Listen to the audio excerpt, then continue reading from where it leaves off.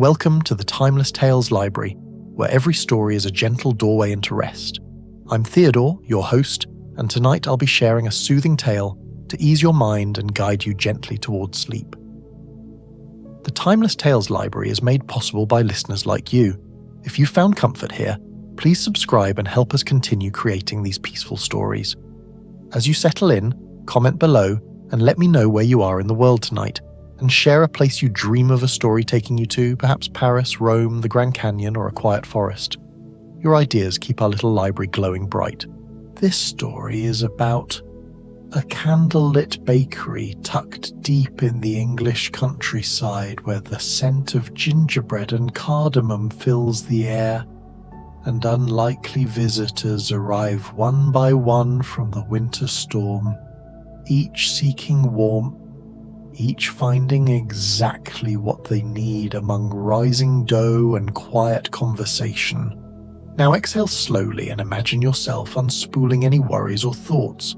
Like threads of a tangled knot, you're in the silken archives, a silent, smooth-walled room of the Timeless Tales Library. Here, the books are not bound in leather or cloth, but in fine, soft silk. Each page is a weightless layer, and the stories within are as light as a whisper. Feel the cool, smooth touch of silk against your skin as you settle into your bed, your own private cocoon in these archives. Relax your shoulders, unclench your jaw, and let your hands rest gently by your side. Let your mind unspool and untangle, becoming as smooth and calm as the pages of a silken book. The stories of the archives are like a comforting blanket. Let them wrap around you, soft and weightless. The coziest rainy English countryside cottage, bakery, a Christmas bedtime story. The rain began just after tea time, as it so often does in the English countryside during the deepest part of winter. Not the harsh, driving rain of autumn storms, but something gentler. Persistent whispering rain that turned the lane outside the bakery into a silver ribbon and made the bare branches of the ancient oak tree tap softly against the cottage windows like a friend asking to come in. Inside the rainy day bakery, everything glowed. The cottage itself seemed to have grown from the hillside over centuries, its stone walls thick and ancient, its windows set deep with leaded panes that caught the candlelight and held it. Ivy grew around the doorframe even in winter, and a painted wooden sign swung gently in the wind. A simple loaf of bread crossed with a rolling pin, and beneath it, in letters that seemed to have been there forever, the Rainy Day Bakery. The door was never locked. Inside, the warmth wrapped around you like an embrace. The main room stretched long and low, with heavy beams crossing the ceiling, darkened by centuries of wood smoke and time. A massive stone fireplace took up most of one wall, and within it, a fire burned, with that particular cherry-red glow of oak logs that have been tended carefully all day. The flames never crackled too loudly, just a soft, steady whisper of heat and light. Against the far wall stood the brick oven, its iron door slightly ajar so that the amber glow of baking bread spilled out across the flagstone floor.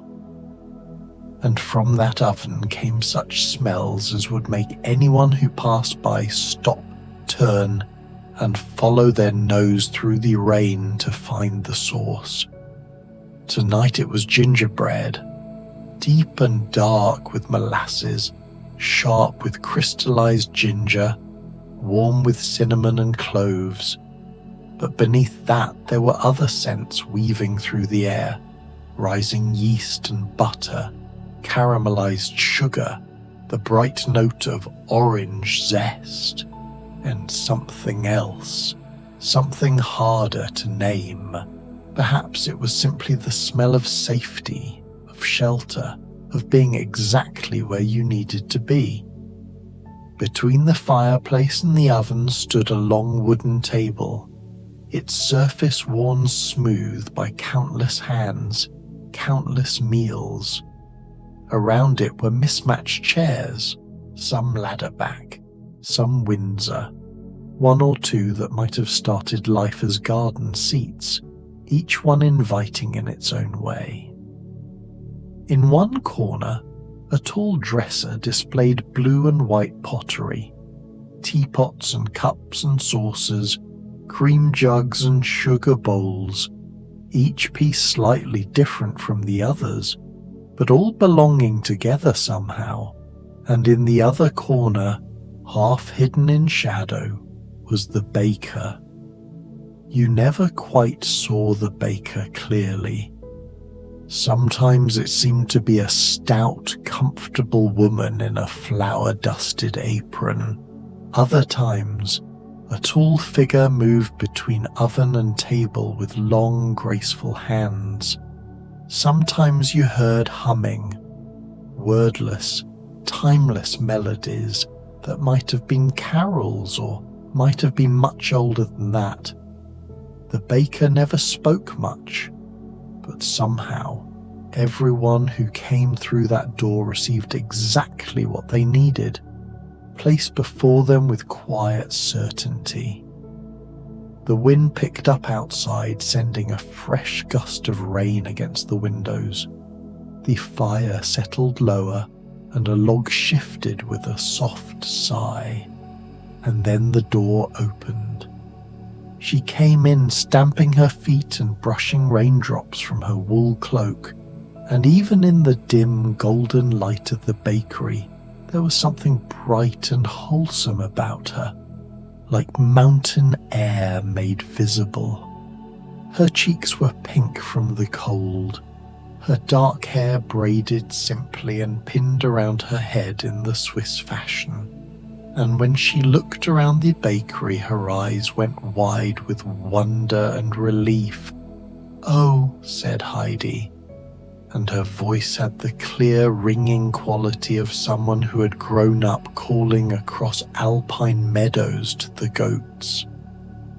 "Oh, how warm it is here." She unwound her cloak, sensible, sturdy wool the colour of pine bark, and hung it carefully on the hook by the door, where it began to steam gently in the warmth. Underneath, she wore a simple dress and a knitted shawl, and thick woolen stockings that had clearly been darned more than once. "I was walking," she explained to no one in particular, "trying to find my way back before the storm got worse, and I saw your light." She smiled, that open, unself-conscious smile that had once melted the heart of a grumpy old grandfather high in the Swiss Alps. "I'm not lost exactly. I never really am, up in the mountains. But here in the lowlands everything looks different in the rain." The baker appeared from the shadows, or perhaps had been there all along, and placed a steaming mug on the table, motioning for Heidi to sit. The girl settled into one of the Windsor chairs with a grateful sigh, wrapping her hands around the mug and breathing in the steam. It was hot chocolate, thick and rich, made with real cream, and the kind of dark chocolate that Peter the goatherd used to bring up the mountain for special occasions. But there was something else in it too. A hint of cinnamon, perhaps, or was it cardamom? Whatever it was, it tasted like home, like the alpine hut where she'd lived with her grandfather, like the bowl of fresh milk, still warm from the goat, that grandfather would give her in the evenings before bed. "Thank you," Heidi said softly, and she meant it with her whole heart, the way she meant everything. She sat for a while, sipping her chocolate, watching the fire, listening to the rain. The bakery seemed to breathe around her. The creak of old beams settling, the soft hiss of the fire, the distant sound of the baker moving in the kitchen beyond. It was the kind of quiet that didn't need to be filled, the kind of peace that asked nothing of you except that you rest. Heidi was just beginning to feel deliciously drowsy, her eyelids growing heavy, when the door opened again. This time what entered was hardly bigger than a tin soldier, because that's exactly what it was.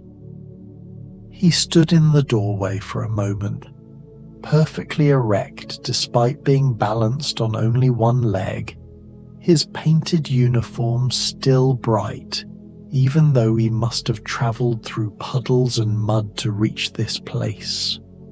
His rifle rested at his shoulder in perfect military form. If you looked closely, you could see that he'd been carefully crafted.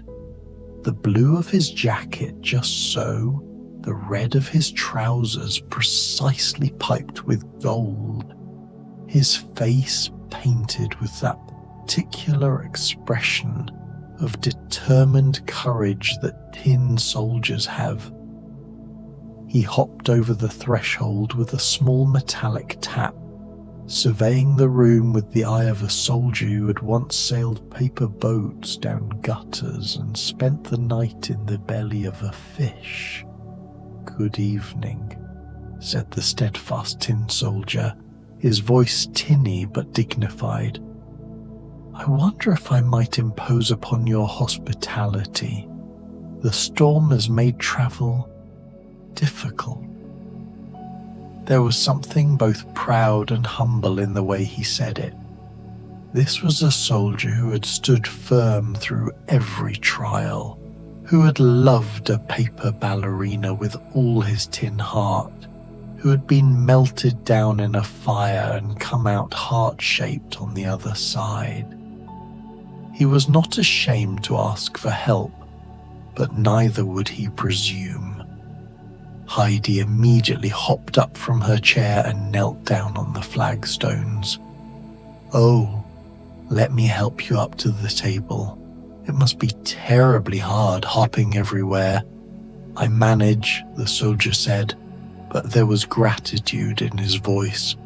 "I have had much practice." With great care, Heidi lifted him up and placed him on the table, where he stood at attention, surveying his new vantage point with satisfaction. The firelight glinted off his painted uniform, and he seemed, if possible, to stand even straighter. The baker appeared with a tiny cup, a doll's teacup really, filled with something hot and fragrant. The soldier's painted face showed no expression, as tin faces cannot, but something in his posture softened as he wrapped his tin hands around the cup. It was mulled wine, reduced down to just a few precious drops, sweet and spiced with cloves and star anise, warmed through until it was the temperature of life itself. "Thank you," the soldier said formally. "I have not been warm in a very long time." Heidi settled back into her chair, and for a while they simply existed together in the comfortable silence. The girl who had brought joy back to her grandfather's heart, and the soldier who had never wavered in his duty. Outside, the rain continued its gentle percussion against the windows, and inside, the fire murmured to itself about warmth and safety and the gift of solid walls. "I was in the Alps once," Heidi said eventually, her voice soft and dreamy. "High up, where you can see forever, where the snow never quite melts even in summer. Did you ever see the Alps? I have sailed paper boats, the soldier replied, and fallen into drains and been swallowed by fish and thrown into fire. But I have never seen mountains. Are they very tall? Taller than anything, Heidi said, smiling into her chocolate. Tall enough to hold up the sky. They fell quiet again, and the bakery held them both in its golden warmth. And then the door burst open with rather more energy than before. She came in like a small whirlwind, shaking rain from her dark curls and pulling off her wool cap with one hand while trying to manage an umbrella with the other. Her clothes were practical but showed the wear of someone who spent more time thinking about stories than about mending.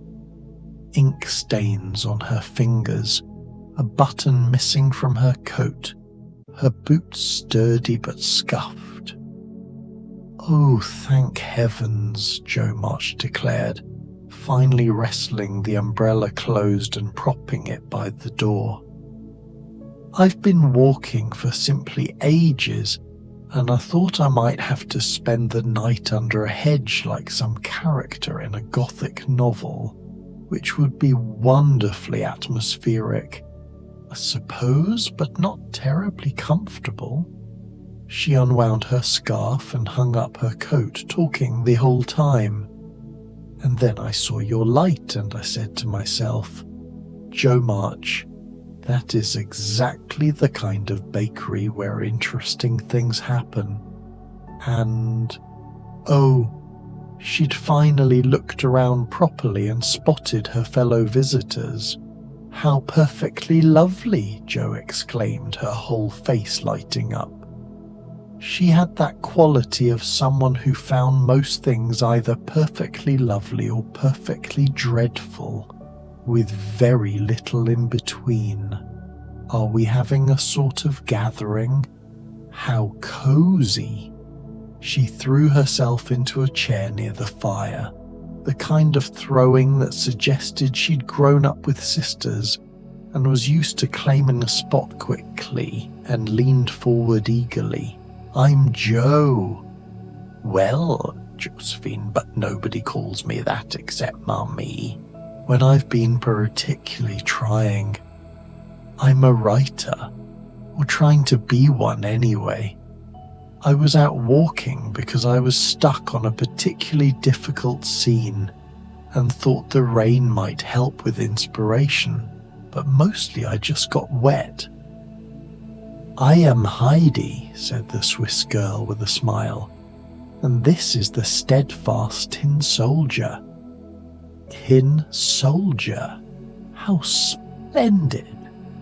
Jo's eyes gleamed with the light of someone already composing a story in her head. "Have you had adventures?" "Some," the soldier replied with military understatement. Jo was about to launch into another enthusiastic observation when the baker appeared, and this time brought something that made even Jo March fall silent with wonder. It was a slice of Christmas cake, but not just any Christmas cake. This was the kind of cake that took weeks to make, fruit soaked in brandy until it was plump and sweet, then folded into batter dark with molasses and spice, baked slowly until it was dense and rich, fed with more brandy week after week until it was almost black, then covered in marzipan and royal icing that had been sculpted into tiny winter scenes, trees laden with snow, a tiny sledge, even tinier figures skating on what looked like a frozen pond made of spun sugar. Beside it, the baker placed a pot of tea, proper English tea, strong enough to stand a spoon in, with a small jug of cream and a bowl of rough brown sugar. "Oh, my stars," Jo breathed. She picked up her fork with the sphyrents usually reserved for great books or perfect sunsets and cut into the cake. The inside was jeweled with fruit, glacé cherries and sultanas, and bits of candied peel that gleamed like stained glass. She took a bite, and for once Jo March was utterly speechless. It tasted like Christmas itself, like the Marches' parlour on Christmas morning when she and her sisters were small, like Marmy's hands tucking blankets around them, like the year they gave away their Christmas breakfast to the poor family down the lane and somehow felt richer for it. That, Jo finally managed, is the best thing I've ever tasted. And I've tasted Meg's mince pies, which are saying something. Heidi smiled and offered a taste of her chocolate to Jo, who sipped it and declared it perfectly transcendent. The tin soldier stood at attention, but there was something warm in his stance now. Something that suggested he was, in his own way, content. The three of them sat together, an odd little company, the mountain girl, the tin soldier, and the aspiring writer, while the rain continued its soft conversation with the windows and the fire hummed its ancient song. Jo was just starting to tell them about her family, about Meg and Beth and Amy, about Marmee and the way their home always felt full even when it was empty of money, when there came a sound at the window, a tapping, then a scratching, then a whoosh of cold air as the window unlatched itself and swung open, and in flew a boy who should have been far too old for such things. Peter Pan tumbled through the window in a whirl of rain and leaves and something that might have been fairy dust or might have been just ordinary magic. He landed on the flagstones with perfect balance. He always landed perfectly and shook himself like a dog, sending droplets flying. "I say," he announced to the room at large, "it's frightfully wet out there." He was dressed in skeleton leaves and moss, with a dagger at his belt that looked real enough, and his hair stuck up in all directions. His eyes had that peculiar quality of someone who had never quite learned to see the world the way adults did. Everything was still an adventure, still a game, still something that could be won or lost, but never truly ended. The window was open, Peter added, as if this explained both his entrance and his existence. Well, it is now anyway. Windows ought to be open. How else are people supposed to fly in? Most people use doors, Jo observed, but she was grinning. She recognized a fellow spirit when she saw one. Someone who would never quite fit into the orderly world of grown-ups. Doors are for pirates and grown-ups, Peter said with great certainty. He looked around the bakery with interest, his nose twitching at the smells. "What's that marvellous smell?" "Gingerbread," Heidi said gently. "Would you like to sit down? You must be cold." "Never cold," Peter declared, but he was shivering slightly. "But I suppose I could sit for a moment. Just a moment, mind you." He pulled out a chair and sat, or rather perched on the edge of it, as if ready to take flight at any moment. The baker appeared with a plate, and on it was something that made even Peter Pan's eternal confidence waver for just a moment. It was a gingerbread boy, not the kind that runs away, but the kind that's meant to be eaten. Except this one was decorated with such care and whimsy that it seemed almost a shame to bite into it. It had buttons of white icing, a face both cheeky and charming, and it held a tiny icing sword. Beside it was a glass of milk, still cold despite the warmth of the bakery, with a faint dusting of nutmeg on top. Peter stared at it. For a long moment, the boy who never grew up looked like he might be remembering something. Perhaps a time before Neverland, before flying, before the Lost Boys. A time when someone had given him milk and gingerbread and told him he was good. Right then, he said, his voice a bit gruffer than usual. He picked up the gingerbread boy and bit off its head in one go, because that's what you do with gingerbread boys, and because sometimes the only way to handle feelings is to eat them. It was perfect. Crisp at the edges, soft in the middle, with enough ginger to make your tongue tingle, and enough molasses to make everything taste like adventure. The milk was cold and pure and tasted like it had come from cows who grazed in meadows where magic was just another kind of grass. Not bad, Peter admitted, then immediately took another bite. Not bad at all. Jo was watching him with great interest, the writer in her already composing descriptions. "Do you really never grow up?" she asked. "Not ever?" "Never," Peter said firmly, his mouth full of gingerbread. "Growing up is the worst thing. You forget how to fly. You forget how to play. You forget what matters. But you also learn new things," Heidi said softly, "like how to take care of people, and how to make things grow, and how to be steady when others need you."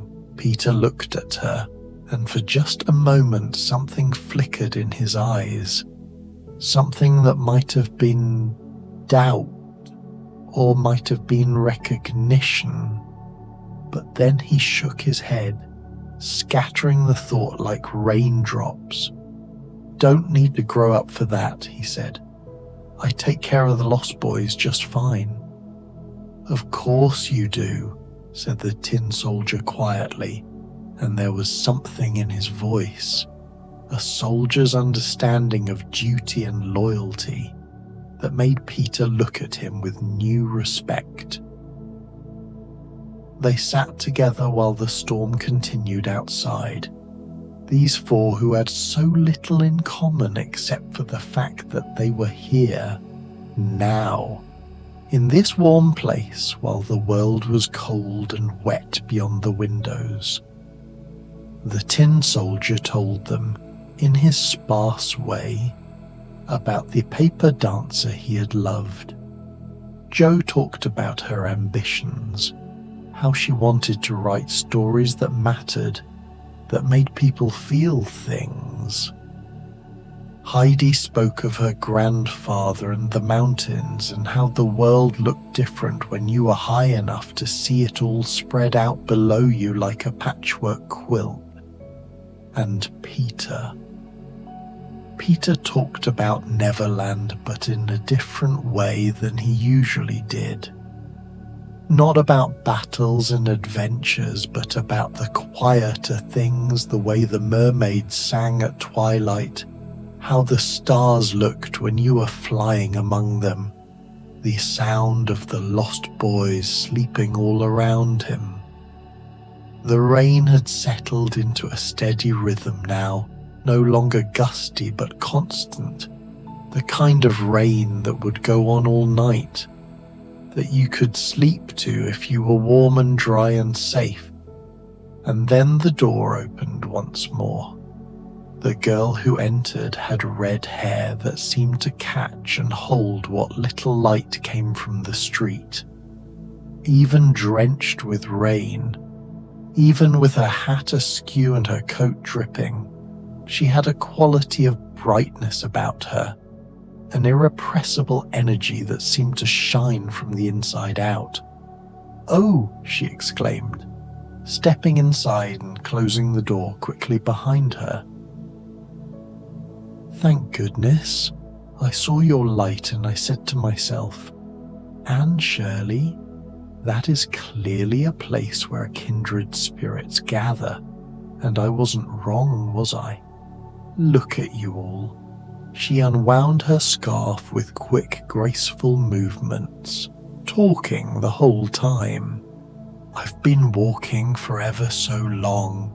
Well, not really ever so long, but long enough that I began to compose tragic poetry about dying alone on the moors like a Bronte heroine, which was actually rather exciting until I got too wet and cold to properly appreciate the drama of it all." She hung up her coat, revealing a dress that had been mended carefully and a shawl that had clearly been knitted with more love than skill.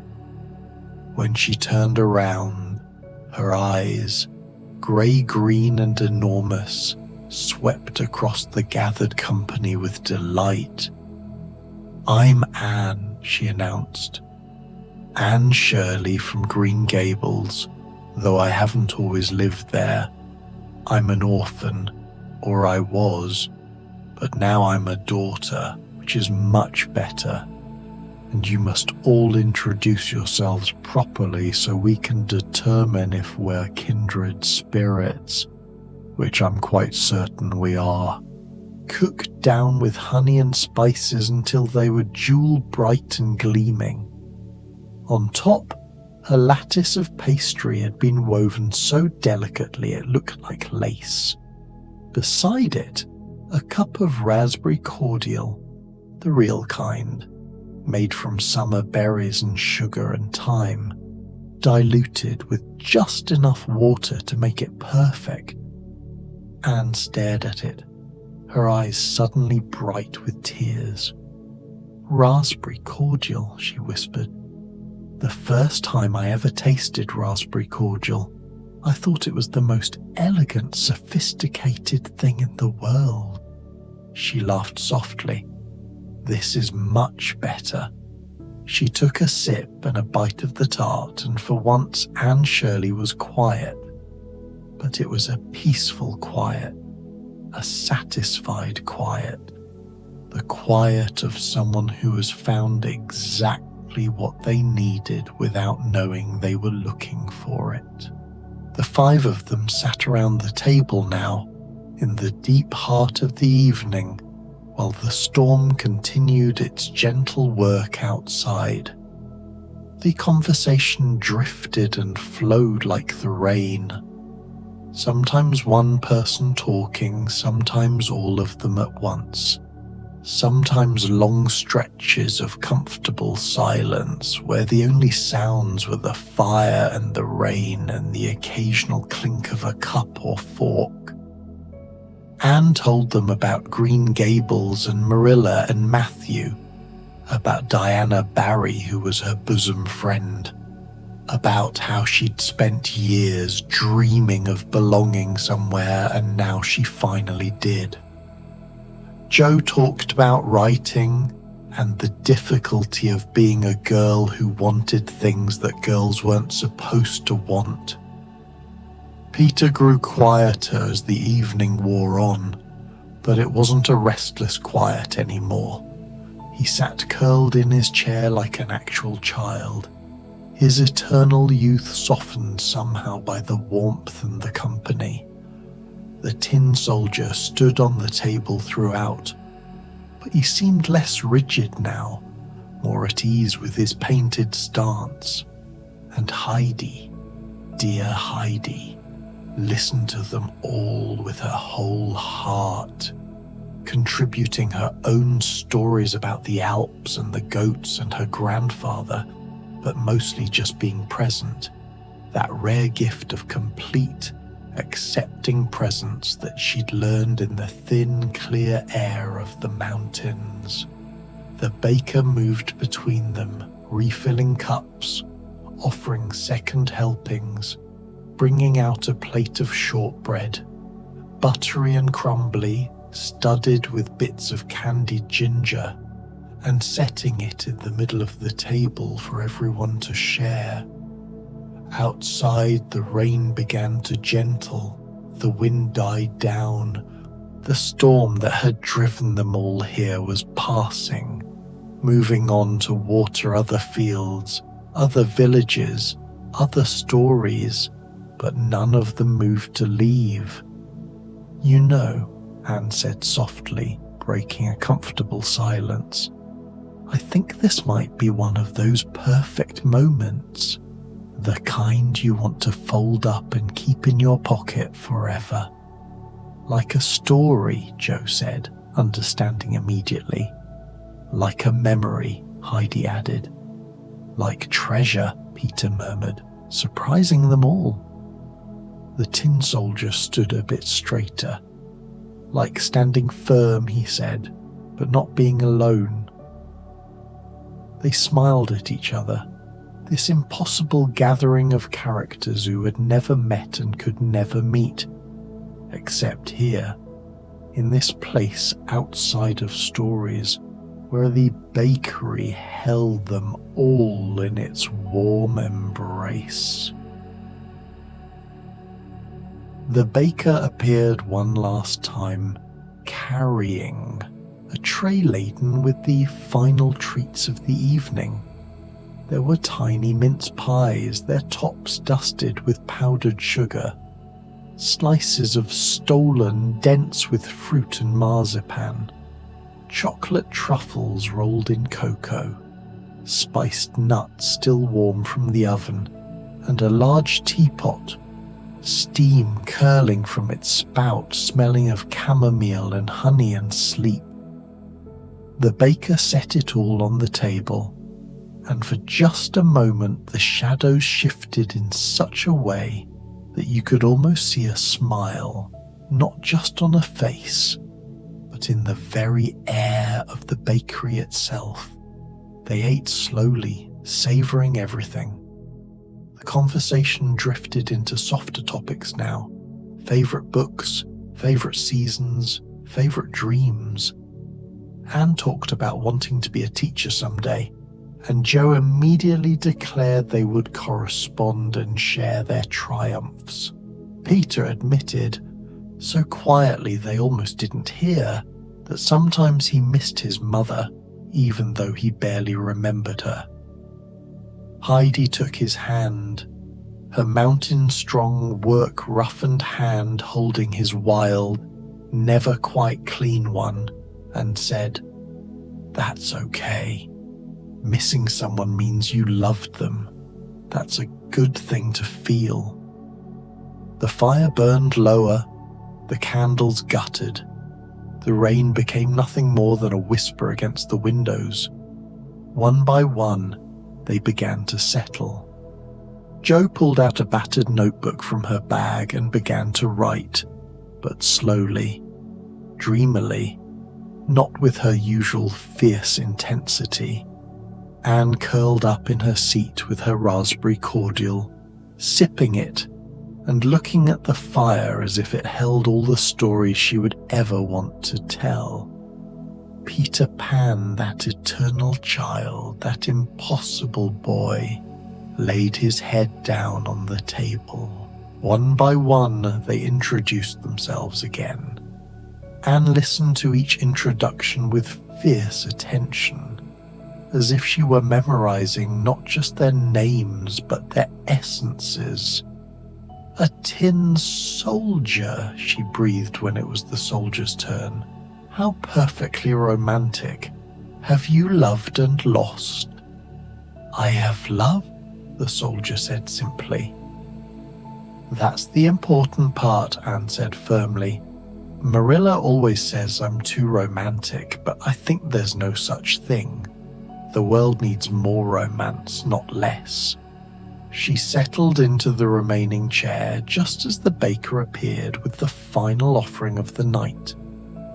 It was a tart, but calling it simply a tart was like calling a sunset simply light.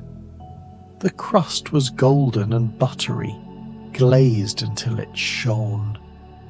Inside was a filling of winter fruits, cranberries and apples and pears, and closed his eyes. The tin soldier stood guard over them all, not because there was any danger, but because standing guard was who he was. Heidi sat very still, her hands wrapped around her empty chocolate cup, watching the fire burn down to embers.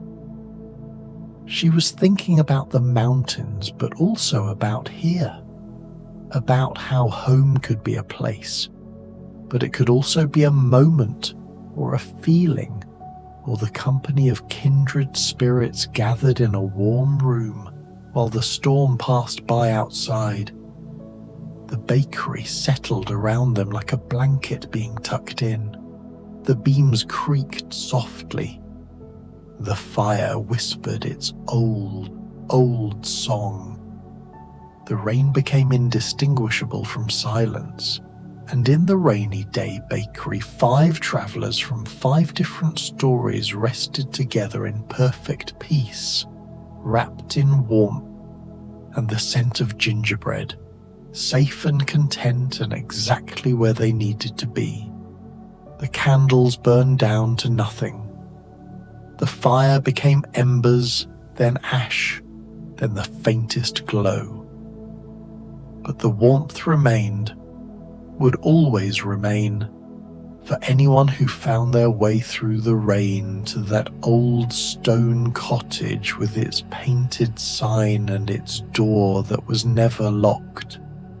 And if you listen very carefully, on stormy winter nights when the rain taps against your own windows, you might hear it still, the gentle hum of the baker's lullaby, calling you home to a place you've never been but have always known, where the tea is always hot, the bread always fresh, and there is always, always room for one more at the table.